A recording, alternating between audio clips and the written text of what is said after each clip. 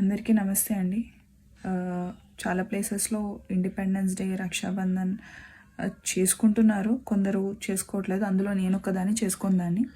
Because నిజంగా independence వచ్చింది అని మాత్రం నేను అనుకోవట్లేదు. సెకండ్ థింగ్ ఏంటంటే రక్షాబంధన్ ఎక్కడుందండి మనకు రక్ష? ఎక్కడా లేదు. ఆడపిల్లలని బయటికి పంపిస్తే పేరెంట్స్, బ్రదర్స్, వాళ్ళ ఫ్యామిలీ మెంబర్స్ తను సేఫ్గా ఇంటికి వస్తుందా రావట్లేదని లోపల గుండెల్లో భయపడుకుంటూ పంపిస్తున్నారు. లేదు, కొన్ని ప్లేసెస్లో అయితే సొంత ఫ్యామిలీలోనే లేదు, ఫాదరే రేప్ చేస్తున్నాడు. అలాంటి ఇన్సిడెంట్స్ ఇంకా జరుగుతూనే ఉన్నాయి.